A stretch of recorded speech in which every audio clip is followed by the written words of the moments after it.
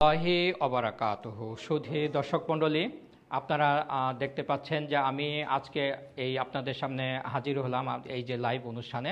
আমার সামনে আজকে আমার এই ট্রিপের অর্থাৎ এই 12ই ফেব্রুয়ারিতে যারা যাচ্ছেন ওমরাতে প্রায় ৪৫ জন ৪৭ জন হাজি সম্মানিত হাজি সাহেবদেরকে নিয়ে আজকে আমরা এই ট্রেনিং ক্লাসটি করব এবং সাথে আপনারা যারা যুক্ত হতে চান লাইভ দেখে মোটামুটি একটু আইডিয়া নিতে পারেন। যদিও এখানে আপনারা পুরোপুরি আইডিয়াটা পাবেন না, কারণ আমরা গতকালকেও প্রায় 4 ঘন্টা ক্লাস করেছি, আজকেও ইনফর্মাল আরও প্রায় 1 ঘন্টা আমরা আগে থেকে শুরু করেছি। তো যাই হোক, আমি এখন মূল প্রশিক্ষণে যাচ্ছি। এই এহরামের ওয়াজিব আপনারা দেখবেন যে মিকাতের আগে বাধাটা ওয়াজিব, পড়ছেন কিনা আপনারা দেখছেন যে মিকাতের আগে একটা মিকাত শব্দ। এই মিকাতটা কি, হ্যাঁ, কোথায় মিকাতটা, কোথায় কোন জায়গায় কি? এই মিকাতটা হলো যে একটা নির্দিষ্ট একটা এরিয়া, হ্যাঁ, যেমন আমরা চিটাগাং গেলে একটা চিটাগাং গেট আছে, চিটাগাং গেটটা পার হইলে আমরা বুঝি যে আমরা চিটাগাংয়ে ঢুকছি। ঢাকায় যেমন একদিকে টঙ্গী, একদিকে কাঁচপুর ব্রিজ, আরেকদিকে নয়াবাজার ব্রিজ, আরেকদিকে আমিনবাজার ব্রিজ। এইগুলাকে আমরা মোটামুটি যখন কোনো ক্রাইসিস হয় অনেক সময় দেখি যে এখানে রাস্তা বন্ধ থাকে, পুরা ঢাকা শহর একটা আওতার মধ্যে চলে আসে।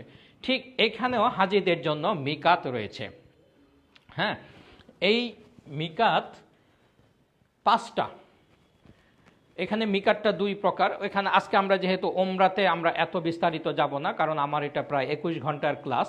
তো এখানে শুধু একটু আমি বলে দিই যে মিকাতটা হলো যেসব স্থান থেকে এহরাম বাঁধা ওয়াজিব, হ্যাঁ, যেসব স্থান থেকে মিকাতটাকে আমাকে বাঁধতেই হবে। এটা আমি আর এত যাচ্ছি না ডিটেলস বিস্তারিত, কারণ মিকাতটা বুঝতে হবে। এই কারণে আমরা এখন আছি মিকাতের বাইরে। 12 তারিখের 14-15 তারিখের পরে আমরা যখন মক্কায় যাব তখন আমরা হয়ে যাব মক্কার বাসিন্দা, হারাম এরিয়ার বাসিন্দা, অর্থাৎ মিকাতের ভিতরে এবং হারাম এরিয়া।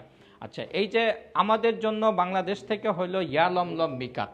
হ্যাঁ, আমরা প্লেনে অনেক সময় শুনি, যাওয়ার সময় দেখবেন যে যারাই মক্কায় যাবে তারা মিকাত ক্রস করে নেন।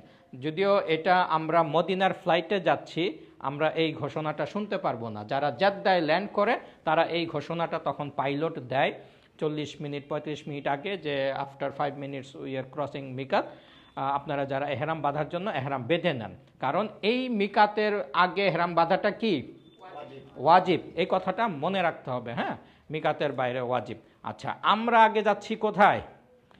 মদিনা থেকে। আমরা যেদিন মদিনা থেকে ইনশাল্লাহ মক্কার উদ্দেশ্যে যাব, সেদিন আমরা এই জুল হুলাইফা মিকাত মসজিদে সরাসরি আমরা যাওয়ার সুযোগ পাব। নর্মালি এই ইয়ালমলম মিকাতটা আমরা দেখি না, এটা প্লেনে আমরা ক্রস করি, কিন্তু মদিনা থেকে আমরা সরাসরি এই জুল হুলাইফা। এইখানে আবার আরেকটা বরকতের দিক থেকে বরকতময় এই কারণে, রাসূল সাল্লাল্লাহু আলাইহি সাল্লাম যখন হজে গেলেন তখন উনিও কিন্তু এই জুল হুলাইফা থেকেই লক্ষাধিক সাহাবা সহ এখানেই মানে এহরাম বাঁধছিলেন। ঠিক আছে, তো আমাদের মিকাতটার নাম কি? জুল হুলাইফা। তো ঠিক আছে, ইনশাল্লাহ মিকাতের চ্যাপ্টার ক্লোজ এখানে। এটা হলো ইয়ালমলম, এই যে জুল হুলাইফা মিকাত মসজিদ, ইনশাল্লাহ আপনারা গেলে দেখবেন এটা বিশাল একটা মসজিদ। আচ্ছা, এই মিকাত মসজিদে আপনারা যখন আমরা নামবো, হ্যাঁ, সবসময় মনে রাখবেন এই গ্রুপ ট্যুরে আমরা যখন একটা বাসে থেকে নামবো, পুরুষরা একসাথে, মহিলারা একসাথে, দলগতভাবে আপনারা থাকার চেষ্টা করবেন। অনেক সময় হয় কি আমরা পাঠায় দিলাম 10 জন মহিলা 10 জন পুরুষ একসাথে, কিন্তু ওই কেমন যেন এলোমেলো 2 জন এদিকে যায় 2 জন ওইদিকে যায়, এটা যেন না হয়। ঠিক আছে, মোটামুটি একসাথে থাকার চেষ্টা করব। যদিও এখন হালকা, করোনার কারণে আমি গত ডিসেম্বরে গেলাম, বেশ হালকা এখন সুবিধা, কিন্তু আগে আমরা যখন হজের সময় যাই, এটা মাথায় রাখবেন, তখন লক্ষ লক্ষ লোক, হাজার হাজার বাস এখানে পার্কিং করে। তো যাই হোক, এরপরে আমরা জুল হুলাইফাতে মিকাতে এহরাম বাঁধবো। কিভাবে বাঁধবো এটা আমরা সামনে আসতেছি ইনশাআল্লাহ। তার আগে আমরা বুঝতে হবে আমরা কিসের জন্য যাচ্ছি, মূল সফরটা কি? ওমরা। এক কথায় ওমরা। এই ওমরাটা কি? এটা কি মানে যদি এক কথায় যদি আমি বলতে চাই এটার অর্থটা কি? হ্যাঁ, এটার অর্থটা, শাব্দিক অর্থ হলো জিয়ারত করা বা ভ্রমণ করা। অর্থাৎ আমরা জিয়ারতে যাচ্ছি, মক্কা মদিনা যে একটা জিয়ারত, এটা হলো শাব্দিক অর্থ। হ্যাঁ, আর এটার যে মূল ভাবার্থ বা কার্যকরী অর্থ সেটা হলো হজের নির্দিষ্ট দিনগুলো ছাড়া, অর্থাৎ 9 জিলহজ থেকে, এই যে 9 জিলহজ থেকে 13 জিলহজ, এই কয়দিন, আপনি এদিকে চলে আসেন, এই কয়দিন ওমরা করা যাবে না। মনে রাখবেন, রোজা রাখা যায় না যেমন 5 দিন, ঠিক এরকম 9 জিলহজ থেকে 13 জিলহজ, হজের সময় এই ভুলটা অনেকে করে, এটা আপনারা মাথায় রাখবেন। অনেকে 13 জিলহজ, 12 জিলহজ তো হজ শেষ হয়, 13 জিলহজে অনেকে উমরা করে, এটা করা যাবে না, এটা নিষেধ। এটা আমরা অনেক হাজিদেরকে নিষেধ করেও আমরা থামাতে পারি না, ঠিক আছে, ওরা করে ফেলে। তো এই কয়দিন উমরা করা যাবে না। এর ব্যতীত আপনি বছরের যে কোনো সময়, দিন রাত, সকাল বিকাল যাই হোক, নিয়ম অনুযায়ী যদি আপনি এহরাম বেঁধে কাবা শরীফ তাওয়াফ, সাফা মারওয়া সাই এবং সাইর পর চুল কাটাকে উমরা বলা হয়। কয়টা কাজ? চারটা। 3টা কাজ বলতে এখানে আমি কমা দেই নাই, তো এই কারণে আপনি 3টা বলছেন, তাই না? মোবাইলটা একটু সবাই সাইলেন্ট করেন, সবাই একটু মোবাইলটা সাইলেন্ট করেন। এই যে এখানে দেখেন 4টা কাজ। উমরাতে কয়টা কাজ? সব সময় খেয়াল রাখবেন 4টা কাজ যেন আপনার দ্বারা অবশ্যই হয়। অনেকে 2টা করে চলে যায়, 3টা করে চলে যায়, তখন কিন্তু আপনার উমরাটা কমপ্লিট হলো না। কয়টা কাজ? 4টা। এই জিনিসটা মাথায় রাখবেন। প্রথমে এহরাম বাঁধা, হ্যাঁ, এইটাতে আপনার ভুল হবে না, যেহেতু আমরা একসাথে 40-45 জন, হ্যাঁ, এটা ভুল করার সুযোগ নাই। আচ্ছা, যদি একাকি কোনো উমরা করেন, দ্বিতীয় উমরা, তৃতীয় উমরা, তখন ভুল হইতে পারে। তো প্রথম উমরাটা একবার প্র্যাকটিস হয়ে গেলে সেটা আর লাগবে না। এরপরে আল্লাহর ঘর মানে কাবা ঘর তাওয়াফ করা, এরপরে সাফা মারওয়া সাই করা এবং সাই শেষে চুল কাটা। আচ্ছা, প্রথম 2টা কাজ কি? ফরজ, হ্যাঁ, 4টার মধ্যে প্রথম 2টা ফরজ আর শেষের 2টা ওয়াজিব। আচ্ছা, ফরজ যদি আমার কোনো কারণে একটা গ্যাপ যায় তাহলে কি হবে? উমরা হবে না। দম দিলে কাবার হবে? হবে না। আচ্ছা, এই ওয়াজিব আছে 2টার মধ্যে যদি আমার একটা কোনো কারণে বাদ যায়, ভুল হয়, তাহলে দম দিলে আমার সেটা পূর্ণ হয়ে যাবে, ঠিক আছে? আর যদি আমি দম না দিই তাহলে আমার এটা পূর্ণটা হইল না, এটা মাথায় রাখবেন। আচ্ছা, জি জি, ইনশাল্লাহ আসতেছি ডিটেলস ইনশাল্লাহ। সিরাজ সাহেব বলেন, উমরার কাজ কয়টা? 4টা। গুড। প্রথম 2টা কি? এহরাম বাঁধা, তাওয়াফ করা। গুড, মাশাআল্লাহ, সুন্দর। এরপরের কাজ আল্লাহর ঘর তাওয়াফ করার পরে সাফা মারওয়া সাই করা। গুড, সুন্দর। তারপরে আরেকটা কাজ মুন্ডন করা, ঠিক আছে, একদম, হ্যাঁ। জি, মাথা যদি একবারে চুল নাও থাকে, মনে করেন ওনার এই প্রশ্নটা আপনার খেয়াল করেন, মনে করেন কেউ সকালবেলা আপনি ওমরা করছেন, হ্যাঁ, আপনার মাথায় তো চুল নাই, আবার বিকালে একটা ওমরা করবেন, সেক্ষেত্রে আপনি চুল পাবেন কোথায় চুল কাটার জন্য, তাই না? একটা প্রশ্ন। চুল থাকুক বা না থাকুক, আপনি সেলুনে বসবেন, সেলুনের লোক আপনাকে রেজার টান দিবে, ঠিক আছে? এই চুল কাটার বিষয়ে আমি আবার সামনে বিস্তারিত আসতেছি। আচ্ছা, এইবার আসেন, আমার প্রথম কাজ কি? এহরাম বাঁধা। এই এহরামটার মধ্যেই কিন্তু অনেক কিছু, যে হজের যে এইটা করা যাবে না, ওইটা করা যাবে না, এইটা না সেটা না, এই এহরামের মধ্যেই, হ্যাঁ। এই এহরাম বিষয়ে আমার যেই বইগুলি রয়েছে, 89 পৃষ্ঠায় দেখেন, আপনারা উল্টান, 89, 90, 91, এই 3টা পৃষ্ঠা আপনারা অবশ্যই ভালো করে পড়বেন। 89, 90, 91 সবাই বই পেয়েছেন? হ্যাঁ, এই 3টা মার্ক করে রাখবেন। এই 3টা কিন্তু আপনাকে বারবার পড়তে হবে, যেন কোনো ভুল না হয়।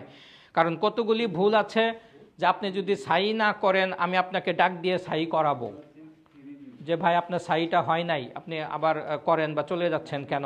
কিন্তু আপনি যদি ভিতরে এখন ওয়াশরুমে গিয়ে আপনি সাবান ইউজ করেন, আমি কিন্তু ঠেকানোর কোনো উপায় নাই। তো এই জন্য এই নিষিদ্ধ বিষয়গুলো, যে সাবান দেওয়া যাবে না, শ্যাম্পু দেওয়া যাবে না, এই পুরুষদের মাথা মুখ ঢাকা যাবে না, এই যে চুল কাটা যাবে না, ঠিক আছে, এইগুলি আপনারা কত পৃষ্ঠা? 89, 90, 91, 89, 90, 91, ঠিক আছে? এটা যারা যদি কেউ বয়স্ক থাকেন, পাশের যিনি আছেন উনি ওনার সাথে আলাপ করবেন, ঠিক আছে? আগামী এই কয়দিন শুধু এইগুলাই আলাপ আলোচনা যেন চলে, অন্য যেন আলাপ আলোচনা না হয়। আচ্ছা, এবার এহরামের মধ্যে আবার ফরজ 2টা। বুঝাইতে পারছি? আগে হজের ফরজ, এই ওমরার ফরজ ছিল কয়টা? দুইটা, এহরাম বাঁধা আর তাওয়াফ করা। আচ্ছা, এবার আমরা আবার এহরামটাকে আবার ভাঙবো। এহরামের মধ্যে আবার দুইটা ফরজ, ঠিক আছে? এই এহরামের মধ্যে দুইটা ফরজ, এগুলি কিন্তু আবার আমার বইতে আছে, আপনারা পাবেন। হ্যাঁ, আমার বইতে এটা পাবেন কত পৃষ্ঠায়? এই 85 পৃষ্ঠায়, আমার বইয়ের 85 পৃষ্ঠায়। আপনারা এই যে ডিসপ্লেগুলো তো আর মনে থাকবে না, এইগুলো আপনারা বাসায় একদম সুন্দর নোট আকারে আমার বইতে আছে। এখন একটু বুঝে নেন। এহরামের ফরজ আবার দুইটা, কি কি? নিয়ত করা আর তালবিয়া পাঠ করা। এই ক্লাস শুরু করার আগে আজকে আমরা সবার থেকে আমরা তালবিয়াটা শুনলাম, পরীক্ষা নিলাম, সবাই মাশাআল্লাহ বেশ ভালো করছে, আলহামদুলিল্লাহ। তো এই নিয়ত করা, তালবিয়া পাঠ করাটা হলো কি? ফরজ। এইটা মাথায় রাখবেন বারবার, এইটা আমার করতেই হবে। এটা আপনি দেখে করেন আর মুখস্থ করেন, আপনাকে করতেই হবে। দেখেও যদি কেউ না পারে, অনেক সময় চোখে প্রবলেম থাকতে পারে, তো পাশের আরেকজন যেন বলে বলে দেয়, হ্যাঁ, যে আমাকে এইটা করতে হবে।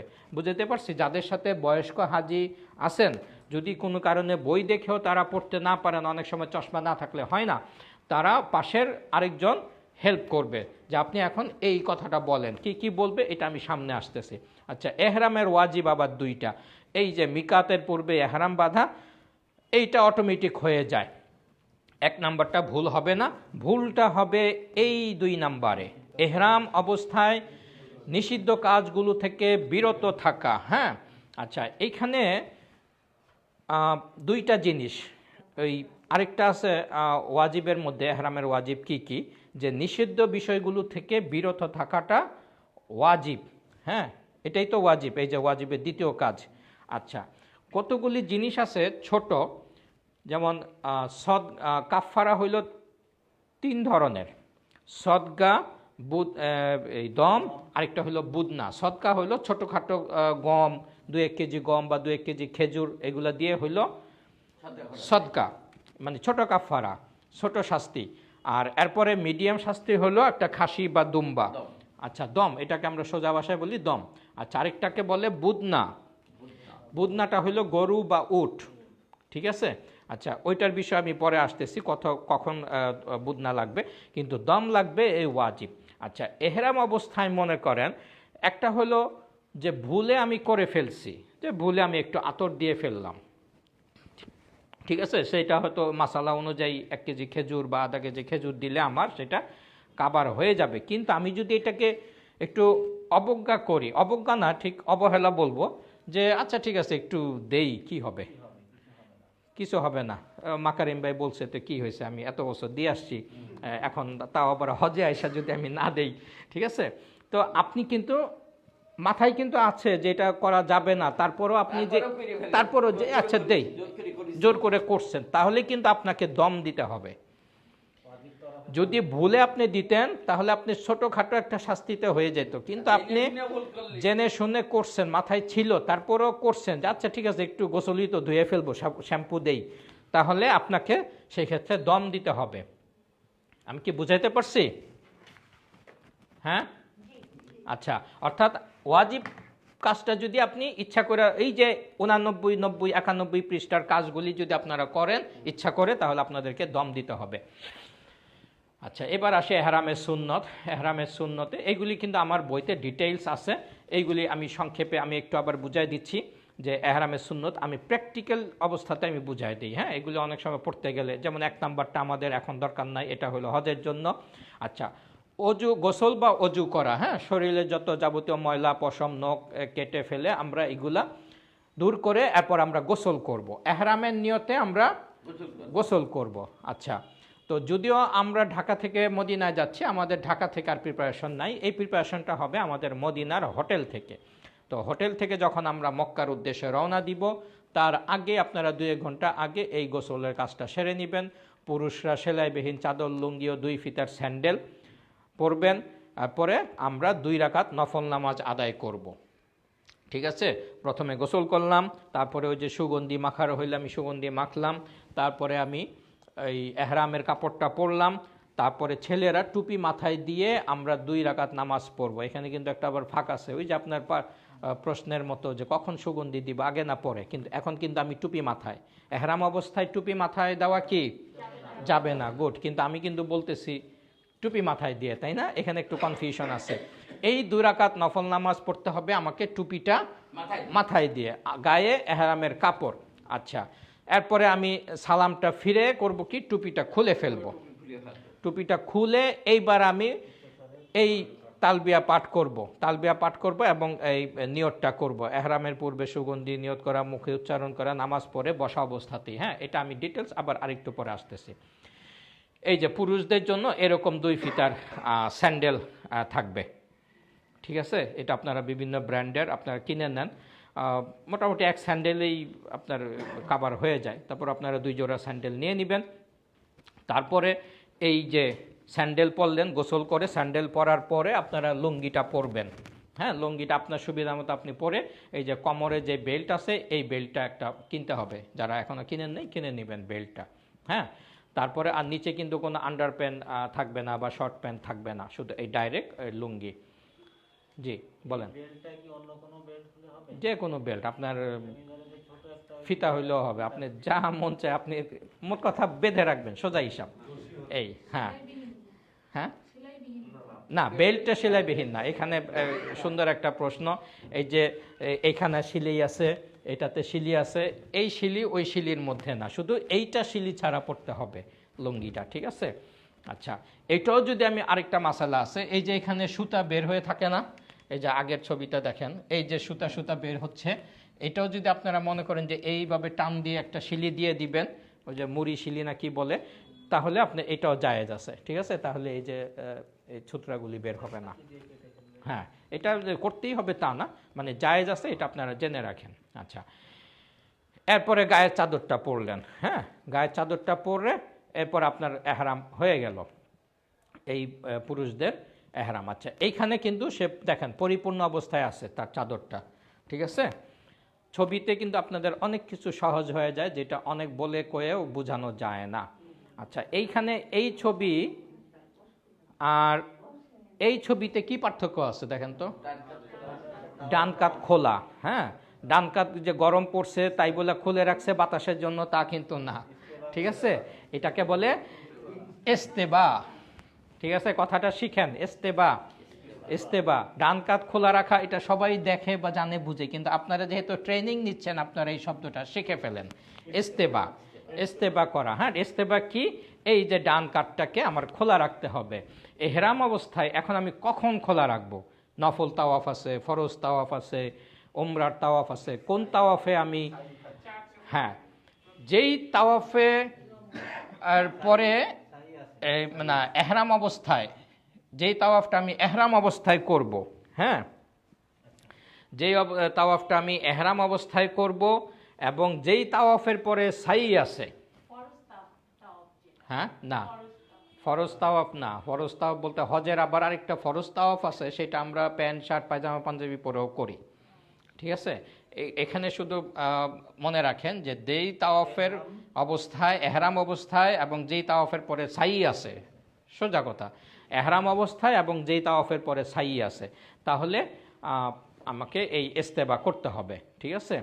আবার এই নামাজ, এখানে আবার একটু খেয়াল রাখেন, এই নামাজ এবং সাই, মনে করেন আমি 7 চক্কর দেওয়ার জন্য নামলাম, 3 চক্কর দেওয়ার পরে আমার আজান হয়ে গেল, এশার আজান হয়ে গেল, তখন আমাকে আবার এই ইস্তেবাটা বন্ধ করে ডান কাত ঢেকে নামাজটা পড়তে হবে, ফরজ নামাজটা পড়ে তারপরে নামাজে সালাম ফিরাবো, আবার ইস্তেবাটা করব, করে আবার বাকি 4 চক্কর দিব ইস্তেবা সহ, ঠিক আছে? মনে থাকবে, ইস্তেবাটা কিন্তু 7 চক্করেই হবে, ঠিক আছে? এটা যেন ভুল না হয়। না, এটা আপনি আজান দিলেও অনেক সময় যে একামতের আগ পর্যন্ত আপনি ইয়ে করতে পারবেন, তাওয়াফটা চালাইতে পারবেন। তবে যদি দেখেন যে আপনি হাজারে আসওয়াদ বরাবর এসে থামছেন, তাহলে আপনি থেমে যাওয়াটাই ভালো, ঠিক আছে? যেন ভাঙতিটা না করা আর কি, 3:30 4:45 এই অবস্থায় যেন না থাকেন। আপনি পারলে 3 কমপ্লিট করেন বা 4 কমপ্লিট করেন, যদি মনে করেন যে আরেকটু গেলে 4 হয়ে যাচ্ছে আপনি, তাহলে আপনি একটু রিল্যাক্স, একটু ইয়েটা। জি, 3 চক্কর দিলে তো 4 চক্করে যে ফরজটা ওটা হইল না, তাহলে এই বিষয়ে আমি তাওয়াফে এখনো ঢুকি নাই। হ্যাঁ, এখন আমি এহরামের আছি। তাওয়াফ সংক্রান্ত প্রশ্নগুলো আমি নিব। এখন আমি এহরামটা ক্লিয়ার করি আগে। হ্যাঁ, সবগুলি প্রশ্ন চলে আসবে। আচ্ছা, এবার মহিলাদের এহরাম কি, এত কিতাবি কথা পড়ার দরকার নাই, আমি মোটামুটি ছবিতে বুঝাই দিলাম। হ্যাঁ, সংক্ষিপ্তভাবে আপনারা নর্মাল ড্রেস পরবেন, ওই যে ওযু গোসল করে এই এহরামের নিয়তে, তারপরে এই যে হিজাব, আমরা যে হিজাবটা দিয়েছি এটাতে আপনার এহরামের কাজ হয়ে গেল। ঠিক আছে, আর অন্য কোনো কিছু না। এই তারপরে মেয়েদের জন্য কোনো স্যান্ডেলের কোনো বিধিনিষেধ নাই, যে কোনো ক্যাটস বা জুতা স্যান্ডেল যা মন চায় আপনারা পরতে পারবেন। ঠিক আছে, তবে হালকার মধ্যে যেটা আরাম হয় সেটা পরতে পারেন। আচ্ছা, যারা খাস পর্দা করবেন, হ্যাঁ, এহরাম অবস্থায় একটা জিনিস মনে রাখবেন, মুখে কোনো কাপড় লাগানো যায় না।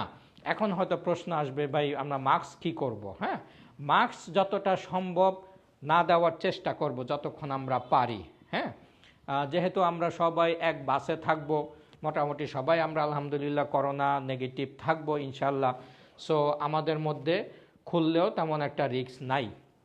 তো যতক্ষণ পারা যায় আমরা মাস্ক ছাড়া, কারণ আমরা মদিনা থেকে বাসে যাব কয়েক ঘন্টা, তারপরে হোটেলে উঠব, হোটেলে উঠে যার যার রুমে ঢুকবো, এইসব অবস্থায় আপনারা, আর যেহেতু আপনি এখন কি অবস্থায় আছেন, এহরাম অবস্থায়, মদিনা থেকে মক্কা যাওয়ার পথে এবং যাওয়ার পরও আমরা এহরাম অবস্থায় যতটা সম্ভব মাস্ক না দিয়ে চলতে চলতে চেষ্টা করব। যেইখানে আমার মাস্ক একদম জরুরি হারাম শরীফে ঢুকতে, সেই ক্ষেত্রে আমি একটু দিয়ে নিলাম। এটা হলো ধরেন এখন করোনাকালীনের জন্য মাসালা, কিন্তু বেসিক মাসালা হলো মুখে কোনো কাপড় দেওয়া যাবে না, সে মহিলা হইল। আচ্ছা, এখন কথা হলো যারা খাস পর্দা করবে, হ্যাঁ, যারা আরেকজনের সামনে আসতে চায় না, তারা কি করবে? একটা ক্যাপ সহ একটা হিজাবের এই যে ইয়াটা পাওয়া যায়, নেকাবটা পাওয়া যায়, অর্থাৎ ওনার ফেসটা কিন্তু এই জায়গায়, হ্যাঁ, আর কাপড়টা আছে প্রায় 4-5 ইঞ্চি দূরে, তো এটা মুখে লাগবে না। হ্যাঁ, দেখা যায়, এটা পাতলা, এটা জাস্ট পাতলা, আবার একটু এরকম করেও দেখা যায়। তো ঠিক আছে, এই এহরাম নেওয়ার কোনো প্রশ্ন আছে কিনা বলেন? হ্যাঁ, নাই? আচ্ছা, নিয়তটা আসতেছি, কিন্তু এই যে ড্রেস আপ করার, আচ্ছা নিয়ত, জি বুঝতে পারছেন? আচ্ছা, এইবার বুঝতে পারলে বলেন।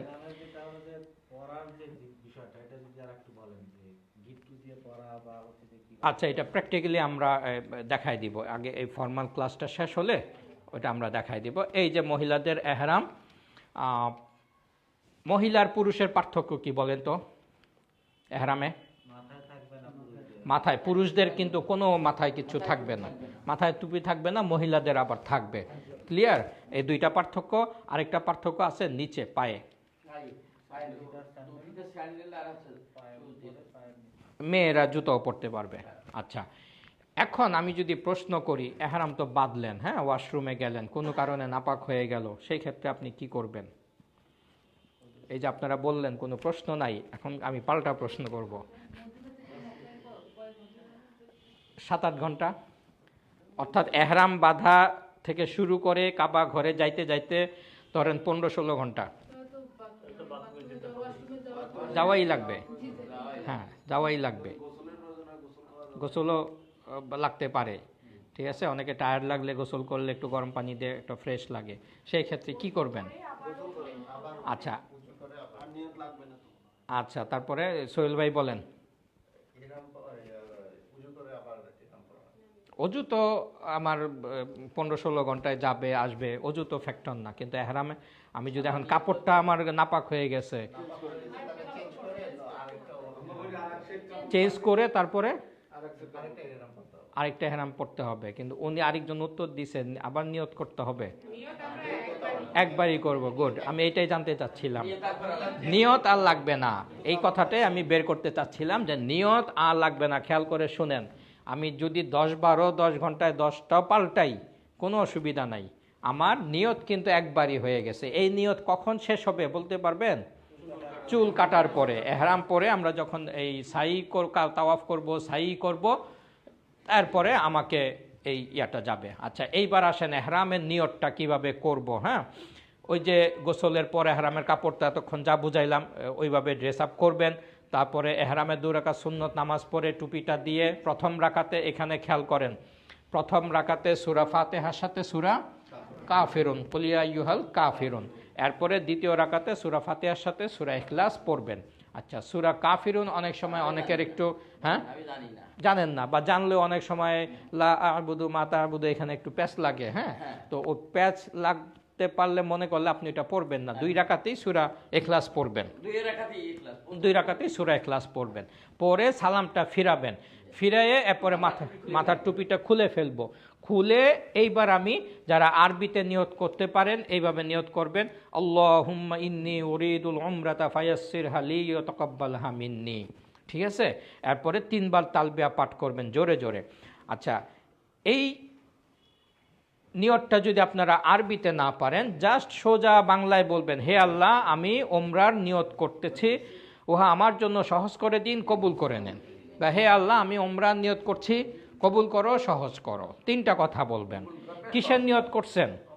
ওমরা নিয়ত করছি, এটা তো আমরা সবাই বুঝি। হ্যাঁ, ওমরা নিয়ত করছি, আল্লাহ তুমি সহজ করো, কবুল করো। ঠিক আছে, এই কথা 2টা আগে পরে হইলেও কোনো ক্ষতি নাই। এরপরে আমরা পুরুষরা জোরে জোরে 3 বার তালবিয়া পাঠ করব। এবার সবাই আমার সাথে একই টোনে, একই টানে আপনারা একটু পড়েন, লাব্বাইক আল্লাহুম্মা লাব্বাইক, লাব্বাইক লা শারীকা লাক লাব্বাইক, ইন্নাল হামদা ওয়ান নি'মাতা লাকা ওয়াল মুলক লা শারীকা লাক। নিয়তটা এভাবে করব, হে আল্লাহ আমি ওমরা নিয়ত করছি, উহা আমার জন্য সহজ করে দিন, কবুল করে নিন। তারপর আমি এই 3 বার তালবিয়াটা আমরা পুরুষরা জোরে জোরে, এবং মহিলারা যদিও এখন জোরে পড়ছি প্র্যাকটিসের জন্য, কিন্তু তখন আপনারা পড়বেন আস্তে আস্তে। লাব্বাইক আল্লাহুম্মা লাব্বাইক, লাব্বাইক লা শারীকা লাক লাব্বাইক, ইন্নাল হামদা ওয়ান নি'মাতা লাকা ওয়াল মুলক লা শারীকা লাক, লাব্বাইক আল্লাহুম্মা লাব্বাইক, লাব্বাইক লা শারীকা লাক লাব্বাইক, ইন্নাল হামদা ওয়ান নি'মাতা লাকা ওয়াল মুলক লা শারীকা লাক। বাস, এইবার আমি এহরামে ঢুকে গেলাম। হ্যাঁ, এইবার আমার ওই যে 89, 90, 91 যে পৃষ্ঠার যে নিষিদ্ধ কাজগুলি সব আমার উপরে, মানে জায়েজ কাজগুলিও, হালাল কাজগুলিও আমার জন্য অনেকগুলি কাজ হারাম হয়ে গেল। যেমন রমজান মাসে আমাদের দুপুরের খাবারটা হারাম হয়ে যায়। আমার একটা প্রশ্ন আছে। জি, আমরা ধরেন বেলবালটা নিষেধ না, হইতে পারে, তাহলে ওটা কিভাবে? অসুবিধা না, ওইটা আটকানোর জন্য অনেক সময় দেখবেন মিডল ইস্টের অনেক লোকেরা এখানে সেফটি ফিন দিয়ে আটকায়। হ্যাঁ, এটা আটকাবেন না, এটা এই সেফটি ফিন ইউজ করাটা মাকরুহ, এটা করা যাবে না। আবার গিট্টিও দেওয়া যাবে না। হ্যাঁ, এই এহরামের বিষয়টা আমি আবার আসবো। এহরামের যে রাজীব ভাই যে প্রশ্নটা করছেন এটা আমি ক্লিয়ার করব ইনশাল্লাহ। তো এখন আমাদের ওমরাতে কয়টা কাজ? কয়টা আমরা রেডি হইলাম? একটা আমাদের হয়ে গেছে, কিন্তু এখন এটা চলবে। হ্যাঁ, এখন আমরা মদিনায় রওনা দিব। এখন আমাদের দ্বিতীয় কাজ কি? এই তাওয়াফ করা। এইবার আমরা তাওয়াফটা বুঝবো। তাওয়াফটা কোথায় করতে হবে? কাবা ঘরকে কেন্দ্র করে আমাদেরকে তাওয়াফ করতে হবে। তাওয়াফ মানে কি? তাওয়াফ অর্থ হলো কোনো জিনিসের চারিদিকে ঘোরা, প্রদক্ষিণ করা। হ্যাঁ, আর হজের ক্ষেত্রে হাতিম সহ কাবা ঘরের চতুর্দিকে 7 বার চক্কর দেওয়াকে এক তাওয়াফ বলে। অনেকে এসে বলে ভাই 7টা তাওয়াফ করে আসছি। 7টা তাওয়াফ না, করছে 7 বার চক্কর দিয়ে আসছে, একটা তাওয়াফ করে আসছে। তাহলে 7 7 49 বার দিতে হবে যদি আপনি 7টা তাওয়াফ কাউন্ট করেন। হ্যাঁ, আচ্ছা, এই তাওয়াফটা আবার কয়েক প্রকার আছে, 7 প্রকার আছে। তাওয়াফে কুদুম, তাওয়াফে ওমরা, তাওয়াফে নফল, তাওয়াফে জিয়ারত, তাওয়াফে নজর, তাওয়াফে তাহিয়া এবং তাওয়াফে বিদা। আচ্ছা, আমাদের এখন লাগবে এই তাওয়াফে ওমরা এবং তাওয়াফে নফল। ঠিক আছে, আর বিদায়ী তাওয়াফটা হজের জন্য ওয়াজিব, ওমরার ক্ষেত্রে ওয়াজিব না, তবে করলে উত্তম, করতে পারেন, কোনো অসুবিধা নেই। ঠিক আছে, এটা কিন্তু হজের ক্ষেত্রে কিন্তু ওয়াজিব, এটা মাথায় রাখবেন। আপনারা কিন্তু মোটামুটি ওমরার প্রশিক্ষণ নিলে হজের 80% প্রশিক্ষণ হয়ে যায়, বাকি থাকে শুধু জামারা, মিনা, আরাফা, মুজদালিফা, ফরজ তাওয়াফ, এগুলা কিন্তু আপনারা সামনে হজে গেলেও আজকের ট্রেনিংটা আশা করি আপনাদের কাজে লাগবে। আচ্ছা, আর তাওয়াফে নফল হলো যে ওমরা ছাড়া, ওমরা করতে হলে আমাকে কি কি করতে হবে? এহরাম বাঁধতে হবে, তাওয়াফ করতে হবে, সাই করতে হবে, চুল কাটতে হবে। কিন্তু নফল তাওয়াফে আমাকে এহরাম বাঁধতে হবে না, সাই করতে হবে না, চুল কাটতে হবে না। শুধু আমি পায়জামা পাঞ্জাবি প্যান্ট শার্ট পরেই সরাসরি নিয়ত করে, কি নিয়ত করব এটা আমরা সামনে আসব, নিয়ত করে আপনি 7 বার চক্কর দিবেন, 2 রাকাত ওয়াজিব নামাজ পড়বেন, আপনার একটা তাওয়াফ, এই নফল তাওয়াফটা কমপ্লিট হয়ে গেল। বা এটাও একই সিস্টেম, এটাও একই সিস্টেম, এটাও একই, সব তাওয়াফেরই সিস্টেম একই, কিন্তু নিয়তের পার্থক্য আছে। হ্যাঁ, নিয়তের আর এই ড্রেস আপের। যেমন এই তাওয়াফে উমরাতে আমাকে প্যান্ট শার্ট পরলে হবে না, আমাকে এই কি করতে হবে? এহরাম বাঁধতে হবে। কিন্তু নফল তাওয়াফ আর তাওয়াফে জিয়ারত, এই বিদায় তাওয়াফ, এই নজর তাওয়াফ, তাহিয়া তাওয়াফ, এগুলা আমরা এই নর্মাল ড্রেসও করতে পারবো। হ্যাঁ, তাওয়াফের উমরা তো একবার করলেই হবে, বাকি সবই তো নফল হবে। তাওয়াফের উমরাটা হইল প্যাকেজ, উমরার প্যাকেজ। যদি না, আমি বলতে চাচ্ছি যে হচ্ছে উমরার যে তাওয়াফটা সেটা তো একবারই হলো, একবারই হবে, আর হবে না। বাকি যেগুলো তাওয়াফ হবে সেগুলো নফল। নফল তাওয়াফ হবে, ঠিক আছে। ওমরারটা হলো প্যাকেজ, বলতে আপনাকে এহরাম বাঁধতে হবে, তাওয়াফ করতে হবে, সাই করতে হবে, চুল কাটতে হবে। আচ্ছা, এর মধ্যে আবার যদি অনেকে মনে করেন যে ঢুকতে পারছি, সময় পাইছি, আমি সাই করার আগে আবার আরেকবার চক্কর দিয়া নেই, এটা করা যাবে না। তাহলে এটা করলে আর ওই বারবার পারমিশনের ব্যাপার লাগতো না, একবার সন্ধ্যার সময় ঢুকলে সবাই এটা করে ফজরের আগে সাই করে বের হইতো, এটা করা যাবে না, ঠিক আছে। অর্থাৎ এই তাওয়াফ শেষ করে ওয়াজিব নামাজ পড়ে জমজমের পানি খেয়ে আমাকে সাইতে চলে যেতে হবে। আচ্ছা, তাওয়াফের রুকন বা শর্ত: নিয়ত করা, তারপরে নিজে তাওয়াফ করা, 4 চক্কর পূর্ণ করা। অর্থাৎ তাওয়াফে চক্কর কয়টা? 7টা। হ্যাঁ, যেটা আমরা প্রশিক্ষণের আগে আলোচনা করছি যে এই 4 চক্করের হইল ফরজ। প্রথম 4টা কি ফরজ, আর শেষের 3টা চক্কর ওয়াজিব, ঠিক আছে। প্রথম চক্করের 4 চক্করের মধ্যে যদি কেউ অসুস্থ হয়ে পড়ে যায় বা চলে যায়, তাহলে তাকে আবার এসে পুরাটা করতে হবে, ঠিক আছে। আর এইগুলি অটোমেটিক হয়ে যায়। কিন্তু এই যে নিজে তাওয়াফ করা, যারা বললাম যে পয়সা থাকলেও আপনি আরামের জন্য হুইল চেয়ার নিতে পারবেন না, আপনি যদি অক্ষম ওজোর না হন। হ্যাঁ, আর যারাও একটু বেশি বয়স্ক, তারা আস্তে আস্তে করবেন, 15-20 মিনিট হাঁটা তো কোনো ইয়া না। আর আমি দেখেছি বাস্তব অভিজ্ঞতাতে যে অনেকেই একটু অসুস্থ থাকে, একটু কোমর ব্যথা থাকে, পায়ে ব্যথা থাকে, ওইখানে আল্লাহর রহমতে গেলে অনেক সুস্থ হয়ে যায়, প্রায় 80% 90% সুস্থ হয়ে যায়, সুন্দরভাবে ওনারা তাওয়াফ সাই করতে পারে আলহামদুলিল্লাহ। আর না পারলে তো বিকল্প ব্যবস্থা আছেই। আচ্ছা, এখানে কয় নাম্বার নজর রাখতে বলছিলাম? 7, 8, 4, 7, 8। মাশাআল্লাহ, মাহফুজ সাহেব বেশ ভালো উত্তর দিচ্ছেন। এই হাজারে আসওয়াদ থেকে এইগুলা অটোমেটিক হয়ে যায়। হ্যাঁ, তারপরে অনেক সময় অজুটা আপনারা খেয়াল রাখবেন। আর ওই যে তাওয়াফ করা পায়ে হেঁটে, হাজারে আসওয়াদ থেকে শুরু করা, তারপরে হাতিমের বাহির দিয়ে এটা অটোমেটিক হয়ে যাবে, এটাও অটো হয়ে যাবে। অর্থাৎ 7 চক্কর পূর্ণ করা এবং 2 রাকাত ওয়াজিব নামাজ, যেই তাওয়াফই করেন না কেন। অনেকে ভুলটাও যেই জায়গায় করে, উমরার তাওয়াফ করলে 2 রাকাত ওয়াজিব নামাজ পড়ে, কিন্তু নফল তাওয়াফ করলে সে আর ওয়াজিব নামাজ পড়ে না। সে মনে করে এটা হয়তো উমরার সাথে জড়িত। কিন্তু যেই তাওয়াফই করেন না কেন, যখনই করেন না কেন, এটা মাথায় রাখবেন, তাওয়াফ করলেই 2 রাকাত আমাকে ওয়াজিব নামাজ পড়তেই হবে, এটা মাথায় যেন থাকে। এই আবার আরেকটা ব্যাপার আছে, এখন শুনছে যে ওয়াজিব তরক হইলে দম, এখন আপনি তাওয়াফটা করছেন কি নফল, ঠিক আছে। এখন সে চিন্তা করে যে আমি তো নফল তাওয়াফ করছি, এখন আমার এই নামাজটা যদি আমি না পড়ি তাহলে হয়তো আমার দম লাগবে না। কিন্তু এখন আমি যদি 2 রাকাত নামাজে দাঁড়াই, হ্যাঁ, নফল নামাজ, এখন মনে করেন এমন একটা ঘটনা ঘটলো যে আমি 1 রাকাত পরে আমাকে নামাজটা ছাড়তে হইল, তাহলে এই নামাজটা আদায় করাটা কিন্তু আমার জন্য ওয়াজিব হয়ে যায়। আপনারা এটা মাসালাটা জানেন?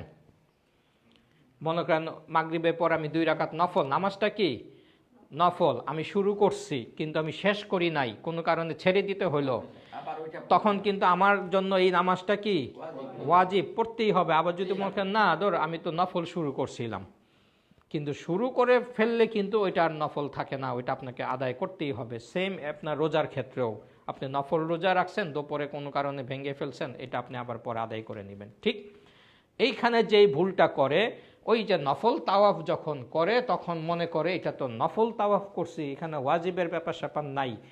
ওই সেই ইয়াটা আপনি মনে করেন অজু করা কি ফরজ না নামাজের জন্য? আচ্ছা, মাগরিবের ফরজ নামাজ পড়লেও তো আমাকে অজু, সেই ফরজ অজুই করতে হবে। আচ্ছা, এখন যদি আমি 2 রাকাত নফল নামাজ পড়ি তাহলে কি ওই ফরজ অজুটা লাগবে না? ঠিক সেম, তাওয়াফটা নফল কিন্তু এই নামাজটা কিন্তু ওয়াজিব, এটা মাথায় রাখবেন। প্রায় হাজিরা এটা ভুল করে। এইবারও গত ট্রিপেরও একজন এরকম নফল তাওয়াফ করে আর করে নাই, ওয়াজিব নামাজটা পড়ে নাই, বলে আমি তো ভাই নফল তাওয়াফ করছি। ঠিক আছে, এই ভুলটা যেন অন্তত আপনারা এই ভুলটা না করেন।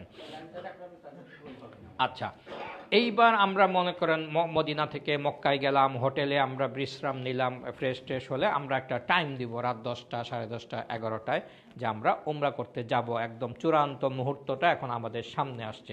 এখন আমরা ঢুকবো কোথায়? এই কাবা ঘরের প্রান্তরে, হ্যাঁ, কাবা ঘরের চত্বরে। ঠিক আছে, মাঝখানে আমাদের যত ঘন্টাই লাগুক সেটা আলাদা বিষয়। এখন আমরা কোন কাজটা করব? দ্বিতীয় কাজ কি?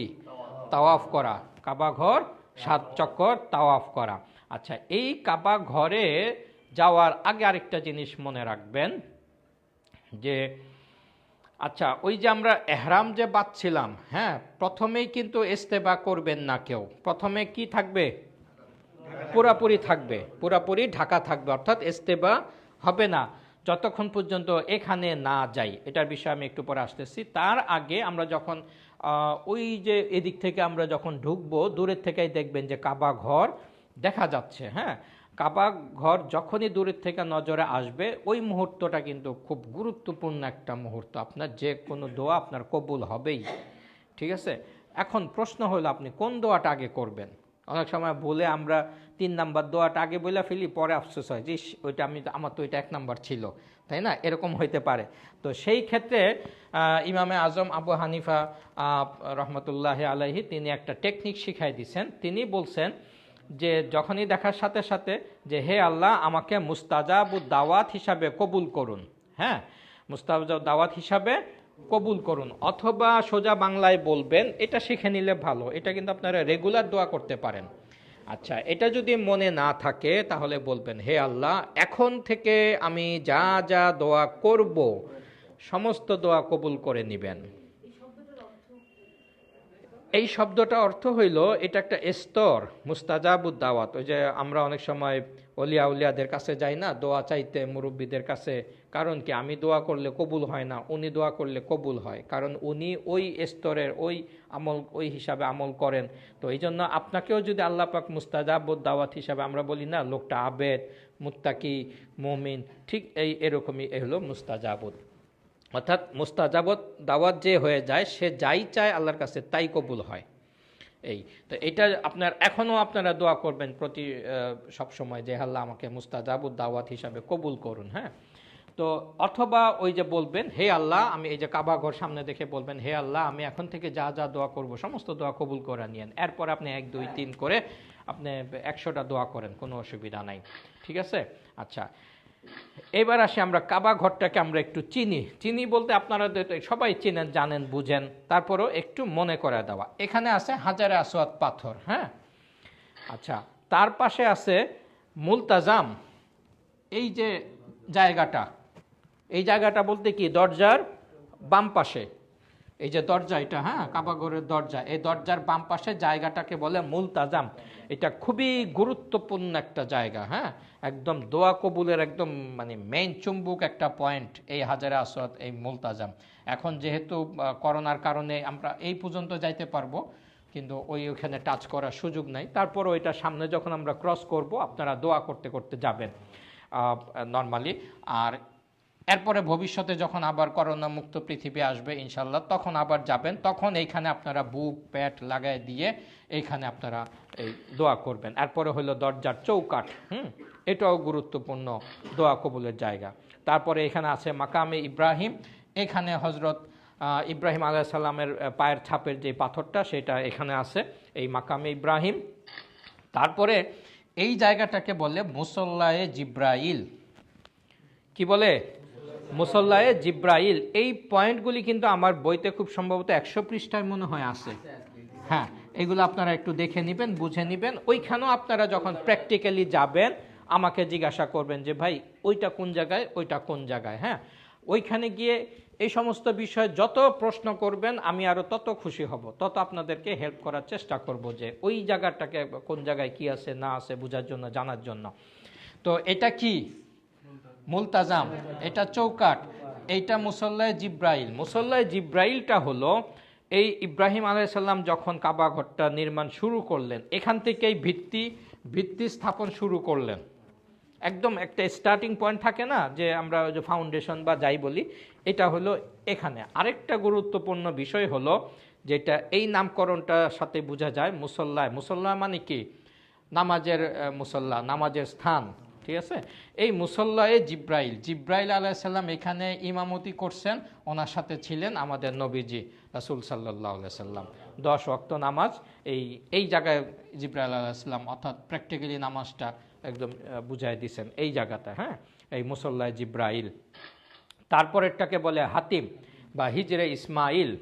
ঠিক আছে, এই ইসমাইল আলাইহিস সালামের অনেক বর্ণনায় পাওয়া যায় যে ওইটার ভিতরে ওই ওয়ালের ওই নিচে এই ইসমাইল আলাইহিস সালামের কবর আছে। ঠিক আছে, এবং মা হাজেরা এবং ইসমাইল আলাইহিস সালামকে এখানে রেখেই ইব্রাহিম আলাইহিস সালাম চলে গেছিলেন। এটাকে বলে হিজরে ইসমাইল অথবা হাতিম।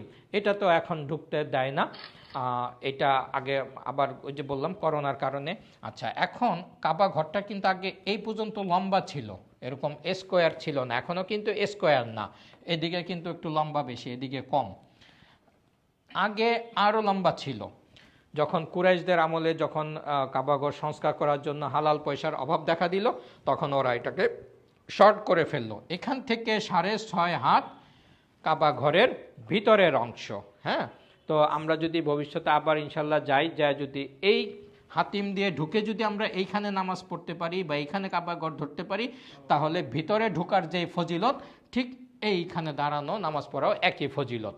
কেউ যদি বলে যে আমি কাবা ঘরের ভিতরে নামাজ পড়তে চাই, তাহলে এইখানে পড়লেও আদায় হয়ে যাবে ইনশাল্লাহ। এটা নিয়ত রাখেন ইনশাল্লাহ। আর এখানে আছে মিজাবে রহমত, একটা সোনালি একটা নালার মতো আছে, যেটা দিয়ে ছাদের পানিটা পড়ে। হ্যাঁ, তো মোটামুটি এগুলো চিনে রাখলেন, এগুলো হয়তো অ্যাপ্লাই করতে পারবো না, আল্লাহর কাছে দোয়া করতে থাকেন। আর পুরা জায়গাটাকে বলে মাতাফ। কি বলে? মাতাফ। মাতাফ শব্দটা কোত্থেকে আসছে? এই যে তাওয়াফ, তাওয়াফ থেকে মাতাফ, তাওয়াফের স্থান থেকে হলো মাতাফ। তারপরে আস্তে আস্তে যাক আমরা উল্টা দিকে চলে আসলাম, এটাকে বলে মুস্তাজার। এইটাও একটা দোয়া কবুলের জায়গা, এবং এই কোণাটাকে বলে রুকনে ইয়ামানি। রুকনে ইয়ামানি কোনটা? এই কর্নারটা, এটা মনে রাখেন। হাজারে আসওয়াদটাকে বলে রুকনে হাজারে আসওয়াদ। তার এই পাশের হাজারে আসওয়াদটা, ওই যে এতক্ষণ আমরা ছিলাম কোথায়? ওই পাশে। এখন যদি আমি এদিকে চিন্তা করি, তাহলে এই কর্নারটা হলো রুকনে ইয়ামানি। রুকনে ইয়ামানি আর রুকনে হাজারে আসওয়াদ। রুকন মানে হলো কর্নার। হ্যাঁ, রুকন মানে কর্নার, এবং ওইটাকে বলে রুকনে হাজারে আসওয়াদ, আর এটা হলো রুকনে ইয়ামানি। রুকনে ইয়ামানির পাশেই হলো মুস্তাজার। আচ্ছা, রুকনে ইয়ামানিটা আপনাদের কাজে লাগবে, এই জন্য বারবার আমি রুকনে ইয়ামানি বলতেছি। আচ্ছা, মাতাফের ভিতরে এই যে একটা সবুজ বাতি দেখবেন। হ্যাঁ, এই সবুজ বাতি কিন্তু কোনো ডেকোরেশনের জন্য না, কোনো সৌন্দর্যের জন্য না। ঠিক আছে, এটা আগের ছবি, যেহেতু ভিড় ছিল আগে। এইখানে একটা সবুজ বাতি আছে, এখানে দেখবেন, এই বরাবর এখানে দেখবেন, এইখানে দেখবেন, ওই ভিতরেও দেখবেন, অর্থাৎ এই বরাবর একটা জায়গা মার্কিং করা আছে। আর সামনে আমাদের আছে কি? হাজারে আসওয়াদ। হাজারে আসওয়াদটা কেন লাগবে? ওই যে ওয়াজিবের 4 নাম্বার বিষয়টা কি? হাজারে আসওয়াদ থেকে তাওয়াফ শুরু করাটা ওয়াজিব। ঠিক আছে, এই ওয়াজিবটা যেন ঠিক মতো আদায় হয়, এই কারণেই কিন্তু এই সবুজ বাতিটা, নাহলে এই সবুজ বাতির কোনো দরকার ছিল না। এমনিতেই তো সবাই হাজারে আসওয়াদ চিনে যে এই কর্নারে হাজারে আসওয়াদ। সবুজ বাতিটা কেন দিছে? কারণ মনে করেন যে এই কর্নারটা যদি হাজারে আসওয়াদের কর্নার হয়, এখান থেকেও কিন্তু আমি হাজারে আসওয়াদটা দেখতেছি, রাইট? উনিও দেখতেছে, আপনিও দেখতেছেন, কিন্তু এখানে ডিফারেন্সটা কয় হাত? প্রায় 10 হাত হয়ে গেছে। আবার উনিও কিন্তু এখান থেকে দেখতেছে, কিন্তু একদম মেইন বরাবর এটা যত দূরে যাবে ব্যাসার্ধ আরও বাড়বে, আরও দূরে চলে যাবে, 150-200 ফিটও ডিফারেন্স হয়ে যায়। কিন্তু অ্যাকচুয়াল যদি আমি সুতা ধরি, কর্নার ধরি, এটাকে যদি আমি কর্নার ধরি, তাহলে সুতা ধরি, তাহলে হয়তো এই যে এই বরাবর হয়তো মিডল পয়েন্ট একদম স্টার্টিং। এখন সবুজ বাতিটা দেওয়া আছে এখানে, মনে করেন এইটা সবুজ বাতি যদি আমি ধরি, হ্যাঁ, এটা যদি আমি সবুজ বাতি ধরি, তাহলে এই বরাবর আমি দাঁড়াইলে এখন আমি এক লাইনে, এক সুতা, এক প্যারালাল এই এক ইয়াতে, তাহলে সামনে কি হবে আমার হাজারে আসওয়াদ, মাঝখানে হাজি আমি বা আপনি, তারপরে এই সবুজ লাইটের পয়েন্ট। হ্যাঁ, এইখান থেকে আমার ওই যে 4 নম্বর কাজটা কি, হাজারে আসওয়াদ থেকে আমাকে তাওয়াফ শুরু করতে হবে, এই কারণে এই জিনিসটা এই বোঝানো হয়েছে। আচ্ছা, এইটাকে বলে মাকামে ইব্রাহিম।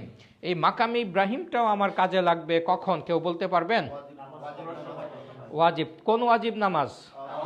তাওয়াফের 2 রাকাত ওয়াজিব নামাজ, বেতেরের ওয়াজিব নামাজ পড়ার জন্য লাগবে না, ঠিক আছে? তাওয়াফের 2 রাকাত ওয়াজিব নামাজ যখন আমার এখানে শেষ হবে, আমি এই বরাবর এইখানে চলে আসব। কেন এই বরাবর আসব? এই যে কাবা, প্রত্যেক নামাজের সামনেই তো আমার কাবা ঘর লাগবে, কিন্তু ওয়াজিবে নামাজের সময়, তাওয়াফের ওয়াজিব নামাজের সময় আমাকে এই মাকাম ইব্রাহিমটা তখন এইখান থেকে পড়লেও এইভাবে হবে, এইখান থেকে পড়লেও হবে, এখান থেকে পড়লেও হবে। এরপরে যদি কোনো কারণে, কথার কথা, আপনার যদি এইখানে জায়গাটা না পান, আপনারা আরও ডানে বামে আরও পিছনে যান, কোনো অসুবিধা নেই, বুঝতে পারছি। কিন্তু বেসিক নিয়ম হলো আপনারা এইখানে চেষ্টা করবেন। এখানে দেখা যাবে যে আমরা পুরুষরা এদিকে, মহিলাদেরকে এদিকে আরেকটা বেড়া দেওয়া আছে, সেইখানে মহিলারা চলে যাবে। ওখানে কি আলাদা করে দেওয়া আছে?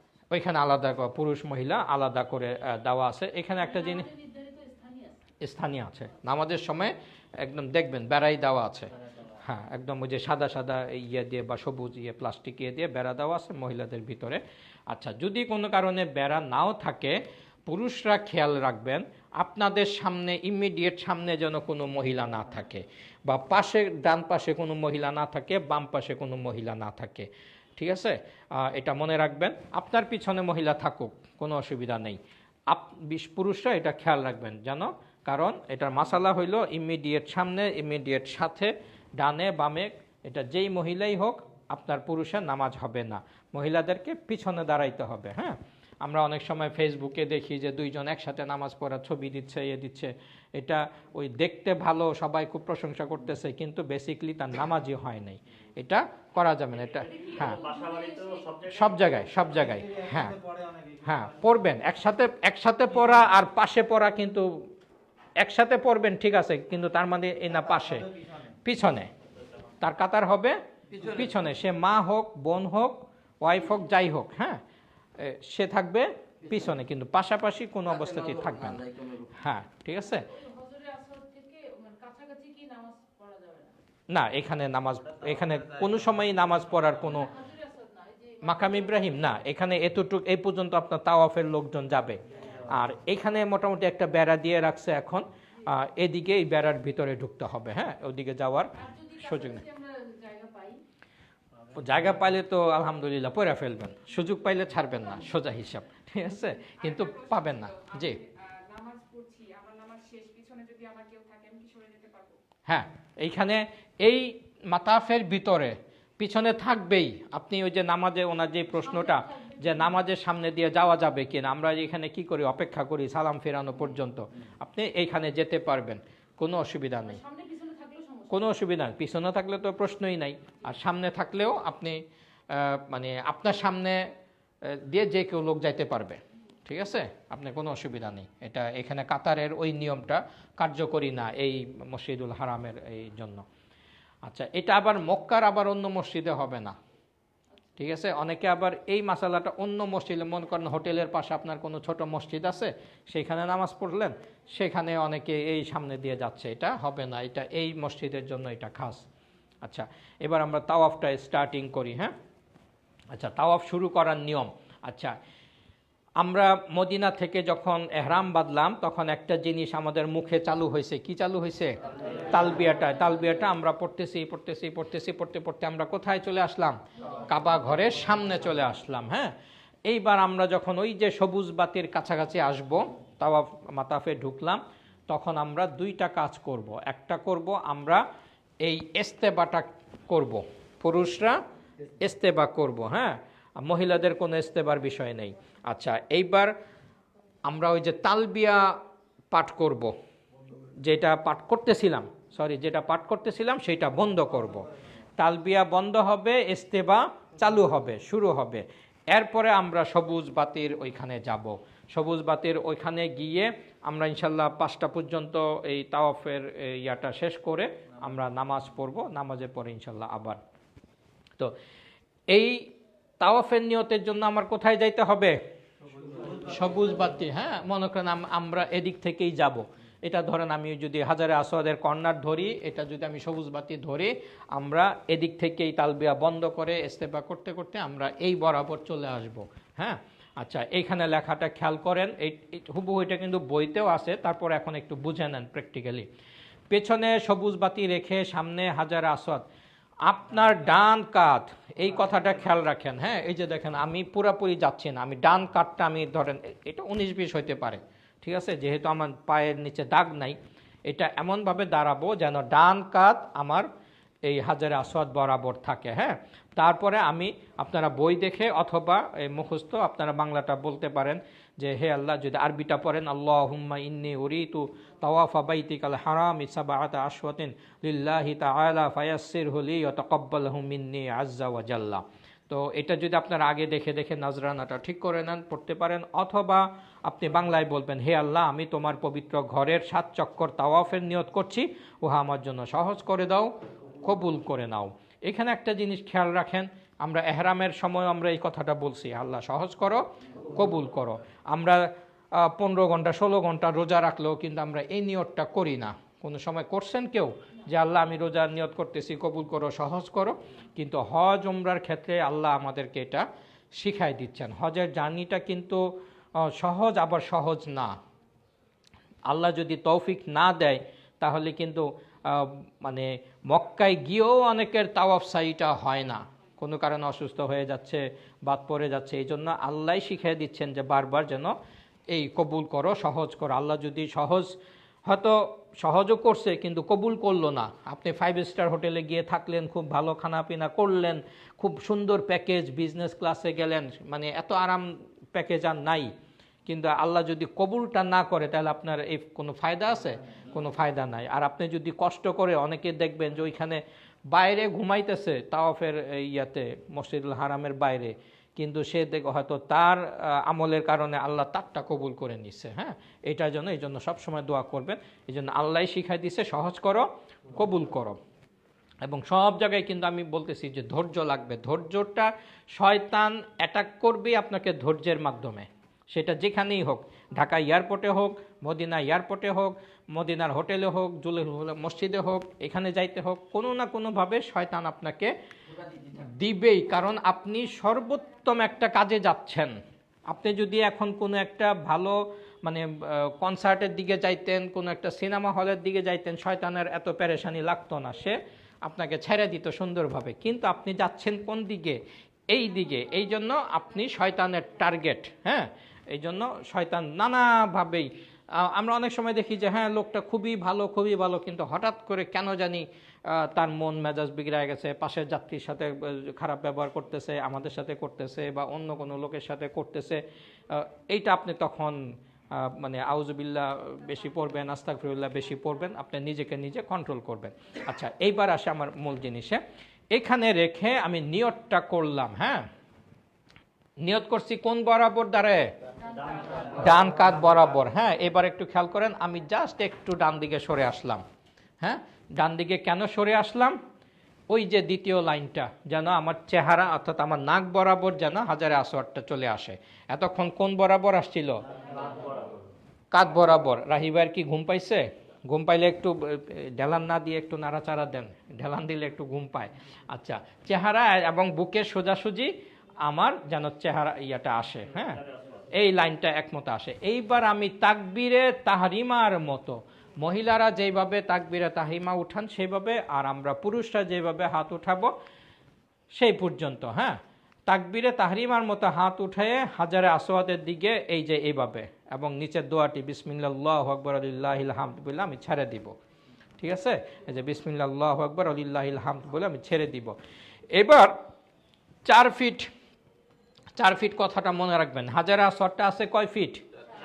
4 ফিট উচ্চতায় আছে। হ্যাঁ, ধরেন এই যে স্পিকারটা থেকে আরেকটু উপরে, ওই আরেক ফিট উপরে হবে হয়তো এই রাউন্ডে। তো এই বরাবর আমি এইবার স্পর্শ করব। কেন স্পর্শ করব? হাজারে আসওয়াদকে চুমু দিয়ে আমাকে তাওয়াফটা শুরু করতে হবে। আচ্ছা, এখন হাজারে আসওয়াদ চুমু দেওয়ার পদ্ধতি 3টা। একটা হলো সরাসরি মুখটা লাগে, আরেকটা হলো আমি দূর থেকে স্পর্শ করে এভাবে হাতের তালুতে চুমু দেওয়া, আরেকটা হলো আমি কোনো একটা লাঠি, আমি যেটা নবীজি একবার করে দেখাইছেন, এই লাঠিটাকে আমি ওখানে লাগালাম, এই লাঠির আগাটা আবার ঘুরে আমি চুমু দিলাম। ঠিক আছে, তো এইটাও হচ্ছে না, প্রথমটাও হচ্ছে না। তো আর যেহেতু এখন করোনার কারণে দ্বিতীয়টার প্রথমটা সুযোগ নাই, তো এখন আমরা এটার হক আদায় হয়ে যাবে, এটাতেও আমরা চুমু দিলে আমাদের গুনাহ মাফ হয়ে যাবে ইনশাল্লাহ। তো এইভাবে আমরা স্পর্শ করে এই হাতের তালুতে 3বার চুমা দিব। হ্যাঁ, বিসমিল্লাল্লাহু আকবার, বিসমিল্লাল্লাহু আকবার, বিসমিল্লাল্লাহু আকবার বলে এরকম, বা আলিল্লাহিল হামদ সহ পুরোটা বললে আরও ভালো, বলে এইবার আমার ইয়াটা হয়ে গেল। এইবার আমি এইভাবে ঘুরে গেলাম। এখন কাবা ঘর কোন দিকে? বাম দিকে। এখন আমি হাঁটা শুরু করলাম। ঠিক আছে, এইবার ওই যে কেউ যেন একজন প্রশ্ন করছিল তাওয়াফের দোয়া না কি জানি, এইবার প্রথম চক্করের দোয়াটা আপনি পড়বেন, যদি পড়তে পারেন পড়বেন। এটা কিন্তু ওয়াজিবও না, ফরজও না। হ্যাঁ, অনেক বড় দোয়া না, মোটামুটি ওই হাতিমের ওই পাশ পর্যন্ত গেলেই শেষ হয়ে যায়, যদি আপনার আরবি পড়ার প্র্যাকটিস থাকে। আর আরবি পড়ার প্র্যাকটিস না থাকলে এটা অনেক কঠিন বড় দোয়া মনে হবে। ঠিক আছে, আচ্ছা, যদি মনে করেন কঠিন লাগে আপনারা অর্থটাও পড়তে পারেন। আচ্ছা, এইগুলি কেন পড়তে বলতেছি, এই 7টা দোয়ার আপনি আজকে রাত্রে বাসায় গিয়ে দেখবেন যে এমন কোনো বিষয় নাই যে এখানে বাদ গেছে, কায়দা করে কোনো না কোনোভাবে আছে। ঠিক আছে, হয়তো আপনার চাকরির প্রমোশনের কথাটা ডাইরেক্ট নাই, কিন্তু কায়দা করে আছে। ঠিক আছে, হ্যাঁ, পেজ নাম্বার 30 থেকে। আচ্ছা, এইখানে এই যে রাজীব ভাই প্রশ্ন করছিলেন যে তাওয়াফ কয়টা হইলো, কিভাবে গণবো, একটা না স্বাভাবিক, এটা প্যাচ লাগে। আমি যেটা করি, এই প্রতিটা দোয়া, এই 7টা দোয়ার পৃষ্ঠাগুলি আমি এইভাবে ভেঙে রাখি। হ্যাঁ, এই যে পৃষ্ঠাটা ভাঙবেন, প্রথম দোয়াটা যখন আমি পড়বো পৃষ্ঠাটা সোজা করে ফেলি। ঠিক আছে, বাস, তাইলে আমার এটা সোজা হয়ে গেল। এরপরে দ্বিতীয় চক্করের সময় আবার এটা খুলবো। এরকম আমি তাওয়াফ শুরু করার আগেই হোটেল থেকেই বা যেতে যেতে আমি এটা কাজটা করি। কি করি? 7টা দোয়া 7টা পৃষ্ঠার কোনাটা ভেঙে রাখি। আচ্ছা, এটা হলো 1 নম্বর পদ্ধতি। 2 নম্বর পদ্ধতি হইল যে এই একটা তসবি দেন আপনার ওই ইসের থেকে, যে কালকে যে আমরা 7 দানা তসবি দিলাম, দানা কয়টা তসবিতে কয়টা থাকে? নর্মালি 100টা থাকে। আচ্ছা, পাবেন, যারা আগে চলে গেছিলেন তারা হয়তো পান নাই, পাবেন। এটার মধ্যে 7টা দানা আছে। হ্যাঁ, 7টা দানা কেন? 7 চক্করের জন্য। এই যে এটাকে আমরা এই যে আংটির মতো এরকম ঢুকায় ফেলবেন। হ্যাঁ, ঢুকায়ে একটা চক্কর শেষ, এই একটা উপরে তুলবেন, বুঝতে পারছি? আবার দ্বিতীয় চক্কর শেষ, আবার আরেকটা তুলবেন, এরকম। না, এটা পড়বে না, এটা শক্তই আছে। আপনার কালকে পান নাই মনে হয় না? নাই? আচ্ছা, তার মানে এখনো এটা ধরে দেখেন নাই। আচ্ছা, তাহলে এটা পড়বে না। এই যে দেখেন আমি যতটুকু টানি, এটা এমনভাবেই করা হয়েছে, পড়বে না। আচ্ছা, ধরেন তারপরও পড়ে যেতে পারে, এটা যে পড়বে না একেবারে 100% না। আচ্ছা, এখন এটাও পড়ে গেল কোনো কারণে, আপনার ব্রেনও কনফিউশন হয়ে গেলেন, ওদিকে বইয়ের পৃষ্ঠাও ভাঙেন নাই। এখন আপনি বলতেছেন 3টা, উনি বলতেছে 4টা, এই ক্ষেত্রে কি করবেন? বড় বোন দেখে কি বড় বোনেরটা শুনবেন? না, তখন 3টা হলো না 4টা হলো, 3টা হলো না 4টা হলো, এই একটা কনফিউশন থাকে। অনেক সময় এটা নামাজেও হয়, 3 পড়লাম না 4 পড়লাম। তখন আপনি কমেরটা ধরবেন, 3টা ধরে আপনি 4টা করবেন। ঠিক আছে, আচ্ছা। অথবা আরেকটা, তাওয়াফের হয়তো দোয়া পড়তে পড়তে পড়তে পড়তে আপনি 8 চক্কর দিয়ে দিছেন, আপনি কনফার্ম, ওভার কনফার্ম যে আমি 8টাই দিচ্ছি। হ্যাঁ, সেই ক্ষেত্রে আপনি আবার বাকি 6টা দিবেন, তখন 14টা ক্লিয়ার করবেন। যদি আপনি ওভার কনফার্ম থাকেন যে হ্যাঁ আমি 8টাই দিছি, তাহলে শুধু 8টা হয়ে গেছে। হ্যাঁ ভুলবশত আপনার 8টার সময় 7:30টার সময় যে আপনার মনে পড়ছে এটা তো আমার 8 নম্বর চলতেছে, ঠিক আছে, যেহেতু আপনি আর দোয়া খুঁজে পাচ্ছেন না, 8 নম্বর দোয়া নাই, তো সেই ক্ষেত্রে আপনি তখন বাকি আরও 6 চক্কর দিবেন, দিয়ে আপনি এই তাওয়াফটা কমপ্লিট করবেন, ঠিক আছে। আচ্ছা, এইবার এই যে তাওয়াফটা আমরা শুরু করলাম কোত্থেকে? এই যে হাজারে আসওয়াদ থেকে, হ্যাঁ হাজার আসওয়াদ থেকে শুরু করলাম, এটাকে বলে রুকনে ইরাকি, এটাকে বলে রুকনে শামি। তো ওইগুলার জানার দরকার নাই, আমার জানতে হবে এইটা, এটা কি রুকনে ইয়ামানি। আচ্ছা, এখান থেকে আমি তাওয়াফটা শুরু করলাম, হ্যাঁ এই যে নিয়ত করলাম, চুমু দিলাম, দিয়ে এইভাবে ঘুরে গেলাম, ঘুরে এবার আপনি দোয়া দেখে পড়তে পারেন, নাও পড়তে পারেন, আপনার নিজের মনে যা যা মনে আসে, হ্যাঁ আমরা নামাজে পড়ে যেভাবে আল্লাহর কাছে চাই, এইভাবে চাইতে চাইতে চাইতে চাইতে আপনি দরুদ শরীফ পড়বেন, আস্তাগফিরুল্লাহ পড়বেন, ওই সব চাওয়া পাওয়া বলবেন, বলতে বলতে বলতে বলতে এদিক ঘুরে এইখানে এই ইয়াতে আসবেন, রুকনে ইয়ামানিতে আসবেন। রুকনে ইয়ামানিতে আসলে এখানে ওই যে দেখেন সম্ভবত 31 পৃষ্ঠা বা 32 পৃষ্ঠায় দোয়াটা আছে, রব্বানা আতেনা ফিদ দুনিয়া হাসানাতাও ওয়া ফিল আখিরাতি হাসানাতাও ওয়া কিনা আযাবান নার ওয়া আদখিলনাল জান্নাতা মাআল আবরার ইয়া আজিজু ইয়া গফফারু ইয়া রাব্বাল আলামিন। ঠিক আছে, এই দোয়াটা মুখস্থ করে নেবেন। হ্যাঁ মুখস্থ, দেখা পড়া আর মুখস্থ পড়া অনেক তফাৎ। কোন দুইটা জিনিস মুখস্থ করতে বলছি? তালবিয়া আর এই দোয়াটা। হ্যাঁ, এই যে এই রুকনে ইয়ামানি থেকে আস্তে আস্তে আস্তে আস্তে আস্তে এই পর্যন্ত যখন আবার আমরা দেখব যে সবুজ বাতি আসছে, তখন আমরা আবার ঘুরে যাব। হ্যাঁ আচ্ছা, এখন এখানে নিষিদ্ধ একটা কাজ আছে, বলতে পারবেন যেটা করা যাবে না? গুড, সাবাস, আপনারা ট্রেনিং এর আগেই ট্রেনিং পেয়ে গেছেন, আলহামদুলিল্লাহ। এটাই আমার বলবো একটা সফলতা। ঠিক আছে, আমার ভিডিও বলেন বা আমার বই বলেন, আপনারা যে এই যে প্রশ্নটা করার সাথে সাথে আপনারা মেইন উত্তরটা দিয়ে দিচ্ছেন, কাবা ঘরে কোনো অবস্থাতেই তাকানো যাবে না। হ্যাঁ, এটার জন্য আমি এই প্রশ্নটা করছি, যে এখন প্রশ্ন আসবে তাহলে আমি ভাই এখানে রুকনে ইয়ামানি দেখবো কোত্থেকে, আপনি তো নিষেধ করে দিছেন, মাকরু করে দিছেন। ঠিক আছে, এইটাতে ঘুরতে ঘুরতে আমি যখন এখানে আসব, আচ্ছা এখান থেকে স্টার্টিংটা কি ছিল? সবুজ বাতি কেন ছিল? ওয়াজিব ছিল না ফরজ ছিল না সুন্নত? ওয়াজিব ছিল।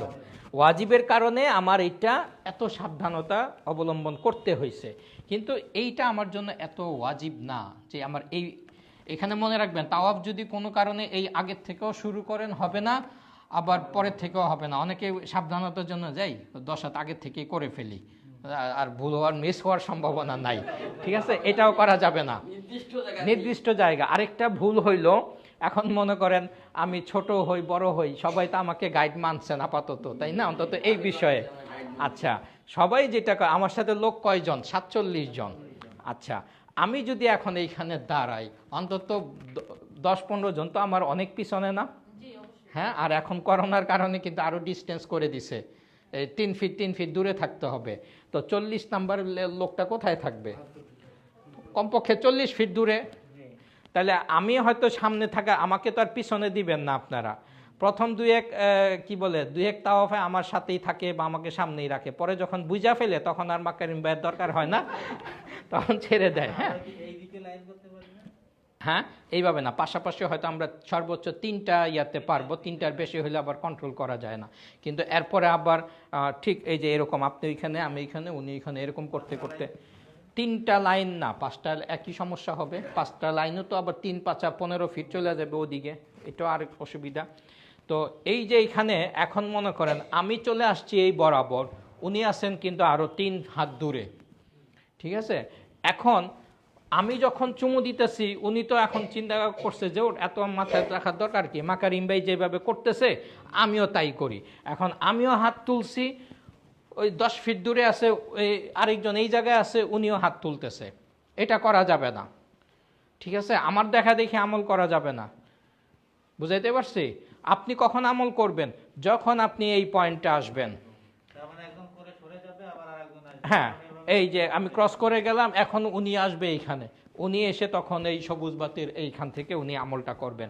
এইটা অনেকেই বলে যে হ্যাঁ আমাদের সাথে বড় হুজুর ছিল, অমুক ছিল, মাকারিম ভাই ছিল, খুব সুন্দরভাবে সাথে থেকে করাইছে, বুঝাইছে, কিন্তু বেসিক্যালি তো আপনার নিয়তটাই তো আপনার হয় নাই। হ্যাঁ, সবাই শুরু করতো, তাই না? এইটা করা যাবে না। এখন আপনি কিন্তু তৃপ্তি পাইতেন যে একদম মাকারিম ভাইয়ের সাথে সাথে করছি, কোনো ভুল হয় নাই, ঠিক আছে? এই এই যে মূল এইখানে এই ভুলটা যেন না হয়, এই জন্যই তো এই সবুজ বাতিটা দিয়ে দিছে। নাহলে তো ওই মাকারিম ভাইয়ের সাথে বা বড় হুজুরের সাথেই আপনি নিয়তটা করতে পারতেন, তা করবেন না। হ্যাঁ হ্যাঁ, একেবারে ইমিডিয়েট দু একজন থাকলে এইভাবে করতে পারেন। আবার আরেকটা হইলো, আমি যদি এইভাবে লাইন ধরি, এইভাবে এইভাবে 4-5 জন হতে পারে। মোট কথা, সহজ কথা, এই হাজারে আসওয়াদ সবুজ বাতির সামনে আপনার লোক ক্রস করে যাক, আপনি যখন এই পয়েন্টে আসবেন, আপনি এই চুমু দেওয়ার কাজটা, নিয়তের কাজটা আপনি তখন করবেন। বুঝাইতে পারছি? আচ্ছা, দ্বিতীয় রিয়াতে আমি এখন আসি নাই, আমি এখন আসি আইসা ঠেকছি কোথায়? এই জায়গায়। আচ্ছা, এইখানে আমি ঠেকছি কেন? কারণ আমি কাবা ঘরের দিকে তাকাইতে পারতেছি না। তারপরেও এই যে ঢাকাতে দেখবেন একটা এলাকা আছে, ওদিক দিয়ে আপনি চোখ বন্ধ করে গেলেও বুঝবেন আপনি নাবিস্কো এলাকায় আছেন। কেন বুঝবেন? ওইখানে বিস্কিটের গ্রান আসে। হ্যাঁ, তো এখানেও আপনি বুঝবেন একটা, সবাই দেখবেন তখন এই রাব্বানা আতেনা পড়তেছে। আরেকটা হলো এখানে কিং ফাহাদ একটা গেট আছে, ডান দিকের একটা চিহ্ন।